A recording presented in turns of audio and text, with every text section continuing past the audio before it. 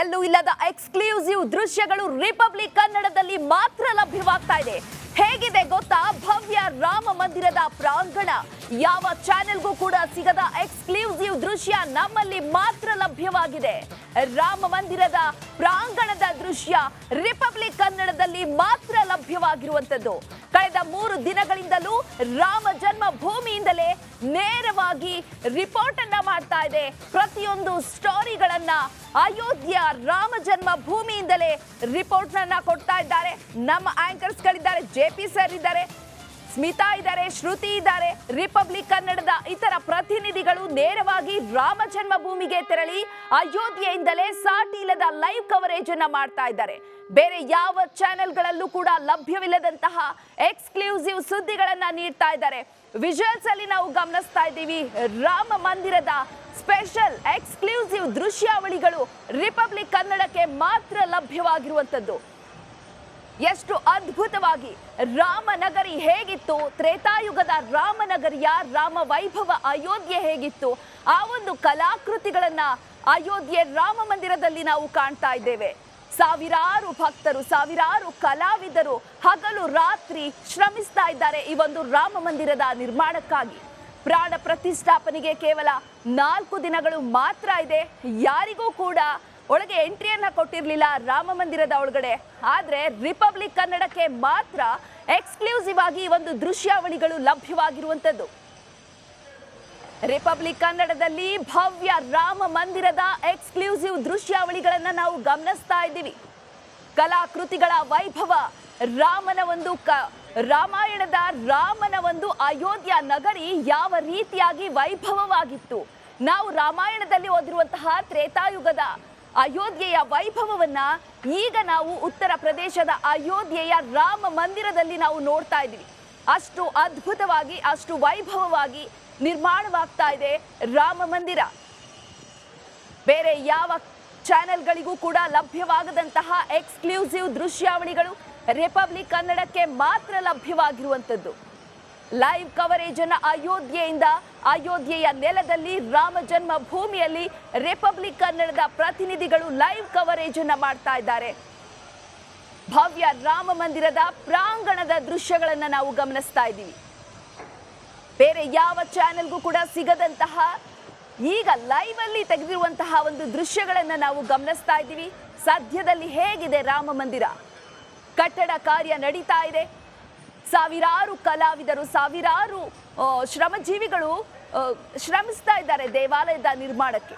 ಈಗಲೂ ಕೂಡ ಆ ಹಗಲು ರಾತ್ರಿ ಅನ್ನದೇ ಭರದಿಂದ ಸಾಗ್ತಾ ಇದೆ. ಕೆಲಸ ಕಾಮಗಾರಿಗಳು ನಡೀತಾನೆ ಇದೆ. ದಿನದ 24 ಗಂಟೆಗಳು ಕೂಡ ಕಾರ್ಮಿಕರು ರಾಮ ಮಂದಿರದ ನಿರ್ಮಾಣಕ್ಕಾಗಿ ಶ್ರಮಿಸ್ತಾ ಇದ್ದಾರೆ. ಈ ಒಂದು ಭವ್ಯ ರಾಮ ಮಂದಿರದ ದೃಶ್ಯಾವಳಿಗಳನ್ನ ನಾವು ಗಮನಿಸ್ತಾ ಇದ್ದೀವಿ. ಸಂಪೂರ್ಣವಾಗಿ ಕಲ್ಲಿನಲ್ಲೇ ನಿರ್ಮಾಣವಾಗ್ತಾ ಇರುವಂತಹ ಒಂದು ರಾಮ ಮಂದಿರ ಇದು. ಈಗಿನ ಯಾವುದೇ ಸಿಮೆಂಟ್, ಕಬ್ಬಿಣ ಈ ರೀತಿ ಯಾವುದೇ ಒಂದು ವಸ್ತುಗಳನ್ನ ಬಳಸದೆ ಸಂಪೂರ್ಣವಾಗಿ ಕಲ್ಲಿನಲ್ಲೇ ಕೆತ್ತನೆಗಳನ್ನ ಮಾಡಿ, ಕಲ್ಲಿನಲ್ಲೇ ಇಂಟರ್ಲಾಕ್ ಅನ್ನ ಕೂಡ ಮಾಡಿ ನಿರ್ಮಿಸಿರುವಂತಹ ಭವ್ಯ ಮಂದಿರ ಇದು ಅಯೋಧ್ಯೆಯ ರಾಮ ಮಂದಿರ. ಸಿಮೆಂಟ್, ಇಟ್ಟಿಗೆ, ಕಲ್ಲಿನ ಒಂದು ಕಬ್ಬಿಣವನ್ನು ಬಳಸಿ ನಾವು ಏನು ನಿರ್ಮಾಣವನ್ನ ಮಾಡ್ತೀವಿ. ಈಗಿನ ಕಟ್ಟಡಗಳು, ಆಧುನಿಕ ಕಟ್ಟಡಗಳು, ಅದಕ್ಕೆ ಕೇವಲ 400ರಿಂದ ಒಂದು 200 ವರ್ಷ ಇರಬಹುದೇನೋ ಅಂತಹ ಒಂದು ಕಟ್ಟಡಗಳು. ಆದ್ರೆ ರಾಮ ಮಂದಿರ ಯಾವ ರೀತಿಯಾಗಿ ನಿರ್ಮಾಣವಾಗಿದೆ ಅಂದ್ರೆ ಸಾವಿರಾರು ವರ್ಷಗಳು ಕಳೆದ್ರೂ ಕೂಡ ಅದರ ಒಂದು ಯಾವುದೇ ಒಂದು ಕಳೆಗುಂದದಂತಹ ರೀತಿಯಲ್ಲಿ, ಎಷ್ಟೇ ಬಿಸಿಲಿರಲಿ, ಎಷ್ಟೇ ಮಳೆ ಇರಲಿ, ಯಾವುದಕ್ಕೂ ಕೂಡ ಕುಂದದಂತಹ ರೀತಿಯಲ್ಲಿ ರಾಮ ಮಂದಿರವನ್ನ ನಿರ್ಮಾಣ ಮಾಡಲಾಗಿದೆ. ಈ ರಾಮ ಮಂದಿರದ ಪ್ರಾಂಗಣದ ದೃಶ್ಯ ಈಗ ನಾವು ಗಮನಿಸ್ತಾ ಇರುವಂತದ್ದು. ರಿಪಬ್ಲಿಕ್ ಕನ್ನಡಕ್ಕೆ ಎಕ್ಸ್ಕ್ಲೂಸಿವ್ ದೃಶ್ಯಾವಳಿ ಲಭ್ಯವಾಗಿರುವಂತದ್ದು. ರಾಮ ಮಂದಿರದ ಪ್ರಾಂಗಣದ ದೃಶ್ಯವನ್ನ ನಾವು ಗಮನಿಸ್ತಾ ಇದ್ದೀವಿ. ಕಲಾಕೃತಿಗಳನ್ನ ನಾವು ಗಮನಿಸ್ತಾ ಇದ್ದೀವಿ. ಸಾವಿರಾರು ಕಾರ್ಮಿಕರು ಹಗಲು ರಾತ್ರಿ ಅನ್ನದೇ ಶ್ರಮಿಸಿ ನಿರ್ಮಿಸಿರುವಂತಹ ಭವ್ಯ ರಾಮ ಮಂದಿರ ಇದು.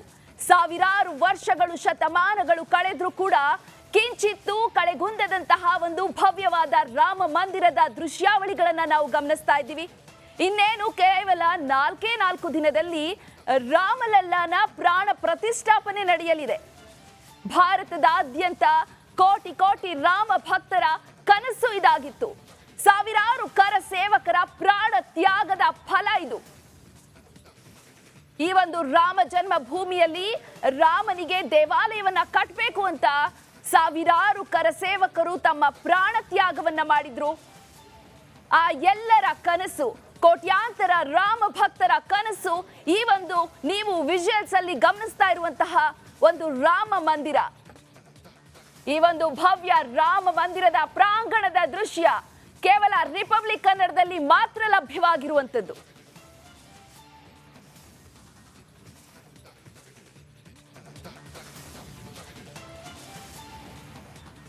ಈ ಬಗ್ಗೆ ಮತ್ತಷ್ಟು ಮಾಹಿತಿಯನ್ನ ನೀಡ್ತಾ ಹೋಗ್ತಾರೆ ನಾಗೇಂದ್ರ ಬಾಬು.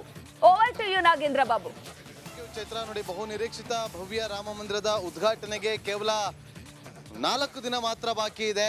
ರಿಪಬ್ಲಿಕ್ ಕನ್ನಡದ ವೀಕ್ಷಕರು ಮಾತ್ರ ಈ ಒಂದು ಎಕ್ಸ್ಕ್ಲೂಸಿವ್ ದೃಶ್ಯಾವಳಿಯನ್ನು ನೋಡೋದಕ್ಕೆ ಸಾಧ್ಯವಾಗುತ್ತೆ. ಅದ್ಭುತವಾದಂತಹ ಕಲೆ ವಿನ್ಯಾಸ, ಇನ್ಸೈಡ್ನ ದೃಶ್ಯಾವಳಿ ಇದು, ಎಕ್ಸ್ಕ್ಲೂಸಿವ್ ದೃಶ್ಯಾವಳಿ ಇದು. ಬೇರೆ ಯಾವ ಚಾನೆಲ್ನ ಬಳಿಯೂ ಕೂಡ ಇಲ್ಲದಂತಹ ಅಯೋಧ್ಯ ರಾಮ ಮಂದಿರದ ಒಳಭಾಗದ ವಿನ್ಯಾಸ ಹೇಗಿದೆ ಅನ್ನೋದರ ಎಕ್ಸ್ಕ್ಲೂಸಿವ್ ದೃಶ್ಯಾವಳಿನ ನೀವು ನಮ್ಮ ಸ್ಕ್ರೀನ್ ಮೇಲೆ ಗಮನಿಸ್ತಾ ಇದ್ದೀರಿ. ನೋಡಿ, ಈ ಒಂದು ದೇಗುಲದಲ್ಲಿ ಪ್ರಧಾನಿ ನರೇಂದ್ರ ಮೋದಿ ಅವರು ನೆರವೇರಿಸಲಿರುವಂತಹ ಮಹಾ ಮಸ್ತಕಾಭಿಷೇಕ ಕಾರ್ಯಕ್ರಮಕ್ಕೋಸ್ಕರ ಈಗ ಬಿಗಿ ಭದ್ರತೆ ನಡೆಯುತ್ತೆ. ಬಿಗಿ ಭದ್ರತೆ ನಡುವೆ 22ನೇ ತಾರೀಕು ಇಲ್ಲಿ ಪ್ರಾಣ ಪ್ರತಿಷ್ಠೆ ಅಂತ ನಾವು ಕರಿತೀವಿ, ಅದು 22ನೇ ತಾರೀಕು ನಡೆಯುತ್ತೆ. ಪ್ರಮುಖವಾಗಿ ಈ ದೇವಾಲಯದ ವಿನ್ಯಾಸವು ಸಾಂಪ್ರದಾಯಿಕ ನಾಗರ್ ವಾಸ್ತುಶಿಲ್ಪ ಶೈಲಿಯನ್ನು ಆಧರಿಸಿದೆ. ಹಿಂದೂ ದೇವಾಲಯದ ವಾಸ್ತುಶಿಲ್ಪದ 2 ಪ್ರಮುಖ ಶೈಲಿಗಳಲ್ಲಿ ಇದು ಒಂದಾಗಿರುವಂಥದ್ದು. ಶಿಖರಗಳೆಂದು ಕರೆಯಲ್ಪಡುವಂತಹ ಎತ್ತರದ ಪಿರಮಿಡ್ ಗೋಪುರಗಳಿಂದ ಗುಣಲಕ್ಷಣಗಳನ್ನು ಹೊಂದಿರುವಂತಹ ದೇವಾಲಯ ಇದು. ಅಂತಹ ದೇವಾಲಯಗಳು ರಜಪೂತನ ಮಾಳ್ವ ಮತ್ತು ಕಳಿಂಗದ ಸುತ್ತಮುತ್ತಲಿನ ಪ್ರದೇಶಗಳಲ್ಲಿ ಹೆಚ್ಚಾಗಿ ಜನಪ್ರಿಯ ಆಗಿದೆ. ನೋಡಿ, 380 ಅಡಿಗಳಾಗಿದ್ರೆ ಪಶ್ಚಿಮಕ್ಕೆ, ಇದು 250 ಅಡಿ ಅಗಲ ಮತ್ತು 161 ಅಡಿ ಎತ್ತರವಿರುವಂಥದ್ದು. ಈಗ ನಾವೇನು ದೃಶ್ಯಾವಳಿಯಲ್ಲಿ ಗಮನಿಸ್ತಾ ಇದ್ದೀವಿ, ಇದು ಒಳ ವಿನ್ಯಾಸದ ಎಕ್ಸ್ಕ್ಲೂಸಿವ್ ದೃಶ್ಯಾವಳಿ.